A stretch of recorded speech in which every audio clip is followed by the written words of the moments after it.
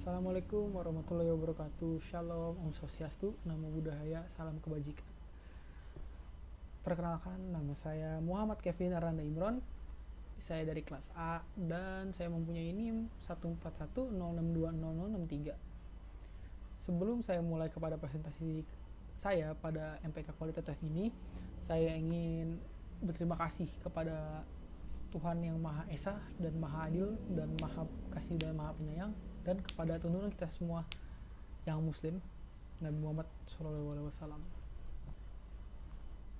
Kita langsung saya akan langsung bacakan judul saya ya. Di sini saya nggak pakai slide karena saya ingin improve saja gitu ya. Judulnya adalah Analisis Framing Pemberitahuan Generasi Milenial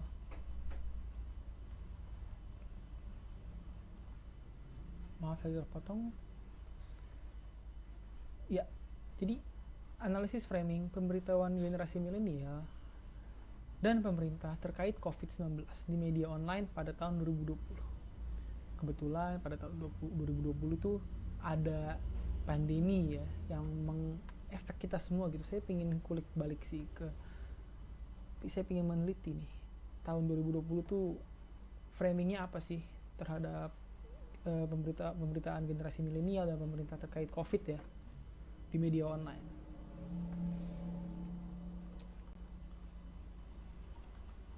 Ya, saya lanjut ke bab 1, latar belakang. Di awal tahun 2020, COVID-19 atau virus corona atau nggak COVID SARS-19 menyita perhatian dunia. Virus ini dari kota kecil ya, kota kecil di Cina yaitu Wuhan. Virus tersebut dengan cepat melumpuhkan ekonomi Cina ya, dan menembus banyak nyawa. Cina tuh sempat Cina di sini dimaksud adalah RRC ya, Republik Rakyat Cina gitu. Menurut ekonomi Cina tuh bisa dibilang sangat tinggi lah ya, bisa di top 5 atau top 6 gitu ya, bisa dibilang sangat tinggi karena bisa kita lihat misalnya lem saja nih, lem kertas saja tuh made in China gitu. Ini headset saya made in China, semuanya keyboard made in China, semua banyak banget yang made in China ya zaman sekarang ini gitu. Karena ekonomi Cina tuh sangat besar ya, dan pada tahun 2020 nih anjlok seanjlok-anjloknya. Mungkin ya pertama kali dalam sejarah gitu Cina turun seperti itu. Pertama kali mungkin dalam sejarah itu Cina tuh anjlok banget gitu. Jadi sangat bisa bilang memperhatikan juga lah ya, karena Cina tuh ya Cina stop, kita banyak produk yang stop juga loh di Indonesia apalagi ya.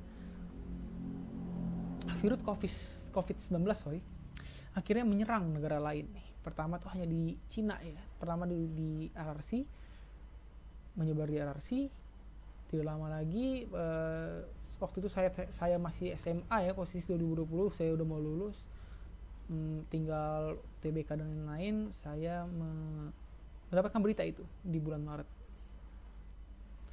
kayak COVID masuk Indonesia pertama di Depok kalau nggak salah tuh ya. Itu kenapa sih bisa masuk COVID itu ke dalam Indonesia? Karena banyak, yang saya pernah baca dulu ya, banyak penduduk Cina yang pingin kabur dari COVID. Ada yang misalnya bukan hanya penduduk ya, bisa dibilang tuh kayak pembisnis yang lagi di Cina tuh pingin keluar, tapi pas keluar itu ke negara masing-masing itu menyebarkan virus-virusnya gitu. Bahkan setahu saya tuh di Indonesia kasus pertama tuh bukan dari Cina langsung gitu. Jadi ada orang dari Cina, kena COVID di Jepang ke Indonesia, ke klub malam, boom, menyebar gitu. Jadi lama kemudian virus ini terus menyebar. Pertama ratusan orang meninggal. Tim medis nih semakin sulit nih menangani pasien COVID-19 karena belum ada vaksin ya pada zaman itu. Dan juga tim medis itu tidak sebanyak sama kasus yang diterima gitu. Jadi tim medisnya perbandingan tim medisnya 5, kasus coronanya bisa 15. Itu tidak sebanding kan. Jadi suka kewalahan gitu. Adanya wabah COVID-19 telah menimbulkan kepanikan karena banyak aspek kehidupan yang terdampak. Untuk mengantisipasi virus ini, Mukhtar ya, saya ngambil ini dari Mukhtar, pemerintah telah menerapkan berbagai kebijakan terkait pencegahan COVID-19, termasuk himbauan untuk social distancing. Social distancing itu bisa dibilang ya jangan ngobrol sama orang yang di luar rumah lah, ada batasannya lah gitu. Misalnya untuk saya dengan Anda ngomongnya tuh di ya 4 meter 3 meter gitu, itu udah maksimal banget gitu. Sama physical distancing juga ya hampir mirip lah ya gitu ya. Pembatasan sosial berskala besar atau nggak PSBB ya, kita kan sempat merasakan PSBB kita semua ya. Dan himbauan hashtag di rumah saja tuh besar ya, itu di media tuh. Kebijakan ini adalah langkah awal yang diambil dengan mengacu pada negara lain yang sebelumnya terjangkit COVID-19, misalnya RRC, Cina, menerapkan tindakan karantina atau penguncian penuh pada Januari 2020. Ini Indonesia tuh Januari 2020 belum ada sebenarnya COVID ya, ini baru di Cina, kita mengikuti Cina ya dengan cara karantina gitu. Lanjut. Kebijakan lockdown itu diyakini tuh efektif untuk menekan penyebaran COVID-19 gitu. Misalnya ada orang dari luar negeri masuk gitu, kita lockdown dulu lah, kita karantina. Dan lockdown itu benar-benar kita nggak boleh keluar rumah, belanja aja tuh dibatasin banget gitu. Kayak lockdown itu sangat efektif ya, dengan sekitar 15 negara ya, Italia, Spanyol, France, Ireland, Belgium, Malaysia, Filipina itu menerapkan yang sama gitu, dan lain-lain masih banyak. Media tuh giat memberitakan perkembangan terkini COVID-19 gitu ya, karena lagi happeningnya COVID gitu, termasuk kebijakan pemerintah gitu. Biasanya tuh dikeluarin dari media gitu, dari mana aja ya, bisa contohnya seperti TV One atau nggak dari Liputan 6 gitu. Semuanya ya, contoh lain tuh semuanya memberitakan COVID-19 lah, nggak mungkin nggak ada yang ada gitu ya. Terus dampaknya juga tuh biasanya media tuh menunjukkan gitu dampaknya apa kepada masyarakat ya, terutama ya, karena kalau dampaknya pada negara tuh mungkin itu bukan urgensi pertama gitu, karena pasti kan manusia mempunyai feeling survival gitu, jadi kita harus mengetahui gitu, apa yang terdampaknya di masyarakat gitu. Media online juga dapat memberikan update yang cepat dan mudah mengenai situasi terkini terkait COVID-19 dari berbagai sudut pandang juga ya. Tingginya konsumsi publik terhadap media meningkatkan dampak terpaan media dan menimbulkan interpretasi yang berbeda oleh pembaca. Ini saya ambil dari Emilia ya, menjelaskan munculnya perilaku agresif yang disebabkan oleh terpaan kekerasan pada media audiovisual. Menjelaskan terpaan media dapat dilihat dari jenis media, frekuensi, dan durasi penggunaan media tersebut. Tentunya media online memiliki sudut pandang yang berbeda dalam menuliskan sudut pandangnya gitu. Misalnya Liputan 6 ngomong apa, TV One ngomong apa, Jakpos ngomong apa, pokoknya banyak lah ya, beda-beda sudut pandangnya itu. Bahkan dalam satu media aja kadang-kadang ada yang beda gitu. Dari banyak sekali media di online di Indonesia, hanya 3 media online yang dipilih untuk penelitian ini, yaitu saya milihnya ya CNN Indonesia, Kompas, dan Liputan 6. Ketiga media ini dipilih karena Maret 2020 hanya 3 media ini yang banyak memberitakan generasi milenial. CNN Indonesia dipilih sebagai target penelitian karena menduduki peringkat 10 besar media digital di Indonesia di Comscore dengan 7,3 juta unique visitor dan 5,385 tampilan halaman di desktop dan seluler. Itu dari ini ya, saya ngambil dari CNN Indonesia 2018 itu. Pemilihan media Kompas itu karena media ini berhasil memperoleh beberapa penghargaan di tahun sebelum-sebelumnya. Jadi saya pilih lah, kayak ya saya lihat achievementnya dulu untuk saya bisa memilih gitu di antara 3 ini gitu. Pada prinsipnya media massa memiliki kerangka tertentu dalam setiap pemberitaannya untuk mendalami bagaimana berita tentang COVID-19 untuk media online. Penelitian ini melihat analisis pemerintah terhadap berita terkait COVID-19 di media online pada tahun 2020. Jadi bukan yang 2023, 2022, 2021 ya, karena mungkin 2021 sudah mulai rendah, 2022 sudah mulai sangat rendah ya, mungkin bahkan orang nggak pakai masker ya. Saya aja 2022 tuh terkadang kayak pakai masker nggak ya gitu. Saya lihat tuh dengan observasi mata saya sendiri tuh orang-orang mulai 2022 pertengahan tuh sudah tidak peduli gitu. Yang penting sudah vaksin, pakai masker lepas gitu. Tapi saya ngambilnya ini di tahun 2020. Karena apa? Karena itu peak of the ininya lah, apa namanya itu, kejadian coronanya ini, the plague ya, corona plague gitu. Kaum milenial juga fokus bagaimana media mereka menyajikan dan membentukkan berita gitu. Proses ini sering dilakukan dengan memilih peristiwa tertentu untuk dilaporkan. Jadi mereka tuh nggak asal masukin aja ini berita ini masukin, nggak, mereka memilih lagi gitu. Apalagi generasi milenial ya banyak pilihannya gitu. Jadi tuh mereka peristiwa ini ditekankan ini, maksudnya penekanan kata, gambarnya, dan sarana lainnya juga ya. Maksudnya saya mau membahas analisis framing sih ya. Analisis framing tuh kita harus bahas juga karena kita kan mau ngecek framingnya apa sih gitu.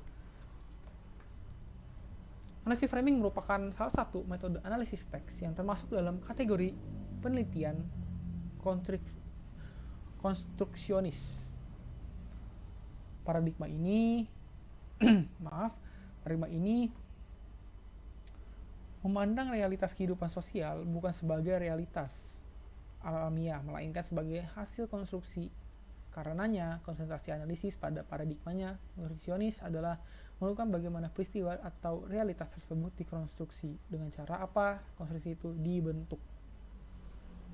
Ya, konstruksi itu bentuk sama ya, gitu bisa dikaitin.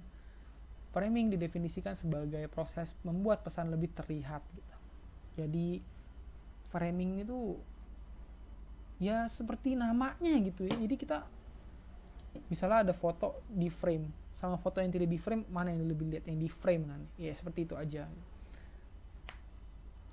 Mendapatkan lebih banyak informasi daripada yang lain sehingga audiens lebih fokus pada pesan itu, pesan yang di frame.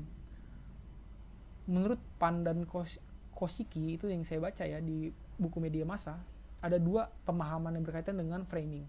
Pertama, dalam pemahaman psikologi, pembimbingan pada desain ini lebih menekankan pada bagaimana seorang memproses informasi di dalamnya.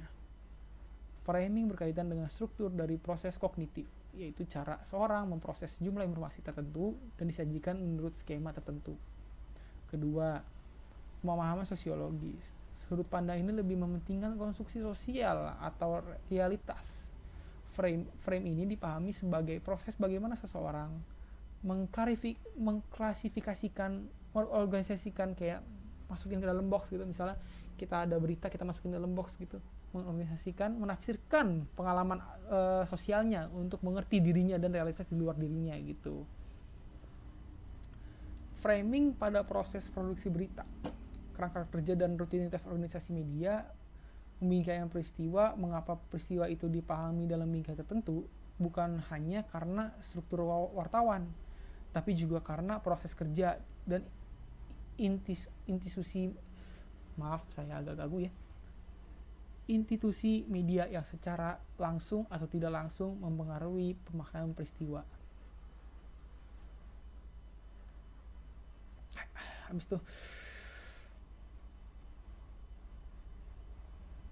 media massa membangun berita yang muncul dengan memilih sudut pandang, mendefinisikan sumber berita, dan mendefinisikan pelaku serta keberadaan peristiwa tersebut. Bahasa menjadi unsur pertama untuk menceritakan realitas, mengkonsep sesuatu, dan menarasikan sesuatu juga ya, sehingga ada nilai tertentu yang dipahami dan bisa kita dapat maknanya gitu. Framing media dapat dimaknai sebagai cara bagaimana media menyajikan peristiwa, baik dilihat dari cara media menekankan berbagai tentu atau aspek tertentu suatu peristiwa, dan bagaimana cara media bercerita atau suatu realitas. Karena itu diperlukan paradigma alternatif yang lebih kritis untuk melihat realitas lainnya di balik wawancara media. Salah satunya adalah analisis framing. Analisis framing termasuk dalam paradigma konstruksionis. Kita harus diingat ya. Paradigma ini mempunyai posisi dan pandangan tersendiri terhadap media dan teks berita yang dihasilkan.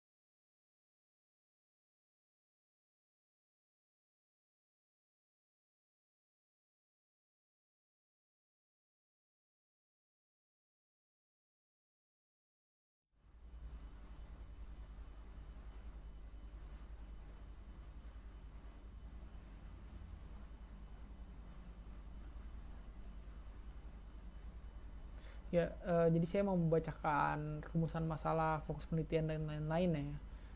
Saya lebih kesingkatin saja gitu ya. Jadi fokus penelitian saya itu lebih ke ini ya.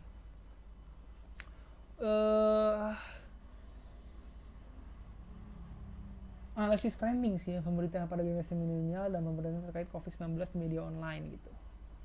Beberapa berita tentang COVID-19 di generasi milenial dan pemerintahan yang terbit pada tahun 2020, nggak lebih, nggak kurang gitu. Jadi tahun 2020 only ya. Selanjutnya rumusan masalah. Ya, rumusan masalah itu saya singkat saja ya, ada 2 gitu. Bagaimana pengemasan pemberitaan di media online terkait COVID-19 generasi milenial dan pemerintahan. Kedua, bagaimana kebijakan pemerintah di peran milenial dalam penanganan COVID-19. Tujuannya saya pingin paper ini atau penelitian ini sebagai referensi lah ya, sebagai referensi orang untuk mengetahui gitu 2020 tuh gimana sih pemerintah sama generasi milenial gitu, untuk mengetahui gitu, framingnya seperti apa, media Indonesia gimana, media ya ini berguna juga sih untuk ilmu komunikasi ya, apalagi yang mempelajari komunikasi massa dan framing gitu-gitu. Manfaatnya itu sama seperti tujuannya sebenarnya. Manfaatnya tuh saya pingin menjadi referensi aja sih ini, kayak oh jadi orang tahu gitu ini bergunanya untuk apa gitu ya. Terus sebagai pembelajaran tentang kaidah aja sih, kayak ya pembelajaran lah, kayak apa sih yang dilakukan dulu pas tahun 2020 gitu. Saya langsung saja ke ini ya, bab 2 ya. Bab 2 itu ada pertama konsep ya. Konsepnya ini saya sebenarnya banyak konsep tuh ya.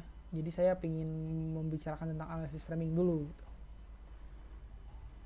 Analisis framing secara sederhana dapat digambarkan sebagai analisis mengetahui bagaimana realitas dalam kurung, peristiwa, aktor, kelompok, atau apa saja yang berhubungan dengan framing gitu, yang dibingkaikan oleh medianya, misalnya CNN apa gitu, misalnya Kompas apa, Liputan 6 apa gitu.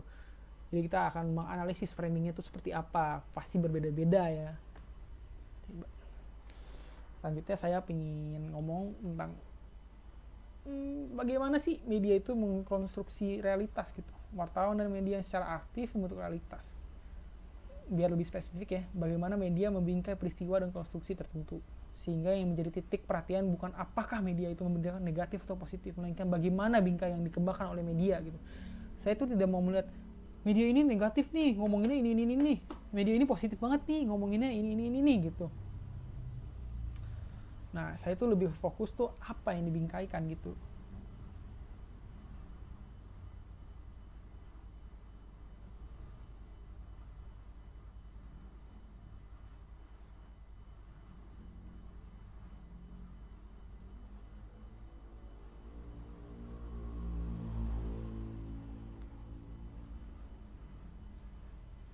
Ya, terjadi masalah. Be back in a few minutes.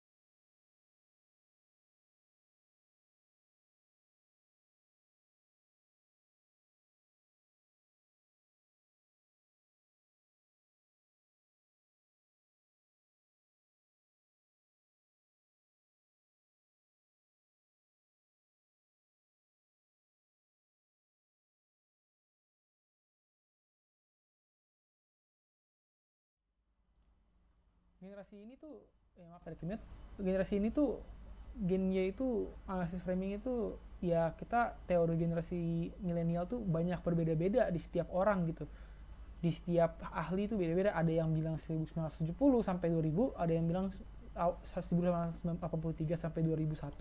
Beda-beda ya setiap orang tuh, setiap ahli itu beda-beda. Tapi kita rangkum aja ya, pokoknya milenium tuh awal 1980 sampai 2000 ya. Karena saat saya teliti tuh kebanyakan bilangnya 90 awal sampai 2000 ya. Jadi ya sudah, saya jadikan situ teorinya. Ya sekarang tuh gen Y itu atau generasi milenial atau generasi millennial booming, boomerang generation, net generation itu sekarang kisaran umur itu dari 20 sampai 40. Sekarang mungkin 21 ya, tahun 2023 ya. 21 sampai 41 lah ya. Pemerintahan adalah suatu proses di mana nih, saya mau menjelaskan pemerintahan juga ya. Lalu di mana pemerintah menggunakan kekuasaannya dalam bidang ekonomi, politik, administrasi dan lain-lain. Pokoknya pemerintah itu yang memerintahkan dalam negara gitu biasanya ya. Menurut Suradinata, konsep ketertiban adalah suatu organisasi yang memegang kekuasaan dalam suatu negara, meliputi urusan masyarakat, wilayah, dan kekuasaan untuk mencapai tujuan negara. Itu saya juga akan membacakan COVID karena durasi sudah mau habis juga ya. COVID itu ada penyakit akibat infeksi virus Severe Acute Respiratory Syndrome Coronavirus 2, SARS-CoV-2 kalau disingkatnya ya. COVID-19 dapat menyebabkan gangguan sistem pernapasan, mulai dari gejala ringan seperti flu hingga infeksi paru-paru seperti pneumonia dan lain-lain ya. COVID-19 atau disebut Coronavirus Disease 2019 adalah penyakit baru yang disebabkan oleh virus dari golongan coronavirus, yaitu SARS-CoV-2 yang juga sering disebut corona. Dengan kata lain tuh COVID itu adalah penyakit menular yang disebabkan oleh jenis coronavirus yang baru nih. Jadi tuh semakin lama semakin cepat menularnya lah gitu ya. Pertama kali tuh wabah ini ada di Wuhan, Tiongkok bulan Desember 2019 ya. Makanya disebut COVID-19 gitu. COVID-19 disebabkan itu COVID yang disebabkan oleh virus itu tuh yaitu jenis kelompok yang infectious banget gitu untuk orang, untuk pernapasan orang gitu. Karena nggak harus secara langsung ketemu saja tuh, dari jauh, dari udara tuh ke bawah bisa masuk ke paru-paru, sangat berbahaya. CDC dan World Health Organization menyatakan COVID-19 juga bisa menular lewat aerosol, partikel zat di udara yang saya bilang tadi. Meski demikian, cara penularan ini biasanya terjadi prosedur medis tertentu seperti bersin atau nggak sengaja isap lendir orang, atau intubasi endotrakeal dan banyak lah, atau nggak pemberian obat hirup tuh biasanya kayak yang sek napas pakai oksigen itu, siapa tahu ada yang bekas memakai kena juga dia jadinya. Selanjutnya saya ingin menjelaskan paradigma penelitian aja sih sebenarnya. Analisis framing tuh termasuk dalam paradigma konstruktivisme ya. Paradigma ini mempunyai posisi dan pandangan sendiri terhadap media dan teks berita yang dihasilkan. Paradigma ini memandang realitas kehidupan sosial, bukanlah realitas yang natural. Jadi itu dari sosial, bukan yang natural ya. Pada dasarnya, dan setiap pemberitaan sebuah media memiliki frame tertentu. Menurut paradigma konstruktivisme ini, realitas sosial ini diamati oleh seorang tidak dapat digenerasikan pada semua orang, seperti yang biasa dilakukan oleh kaum positivis. Konsep mengenai konstruktivisme itu diperkenalkan oleh sosiolog interpretif Peter L. Berger. Bukan burger makanan ya, tapi B-E-R-G-R, jadi Berger, I'm sorry. Dan bersama Thomas Luckman dalam konsep kajian komunikasi, teori konstruksi sosial bisa disebut berada di antara teori fakta sosial dan diferensiasi sosial. Ini dari saya ngambil Erianto. Terus metodenya ini saya menggunakan penelitian kualitatif deskriptif ya, jadi analisis deskriptif gitu ya, dari Robert Entman yang saya sebutin gitu. Ya segitu saja sih dari presentasi saya. Mohon maaf jika ada salah kata, mohon maaf saya kebanyakan ngomong atau kebanyakan ya keluar dari jalur, mohon maaf sekali. Saya berminta maaf sekali lagi. Terima kasih sudah menonton ya. Waalaikumsalam warahmatullahi wabarakatuh. Salam Indonesia, salam komunikasi, keep kreatif, keep komunikatif. Terima kasih semuanya.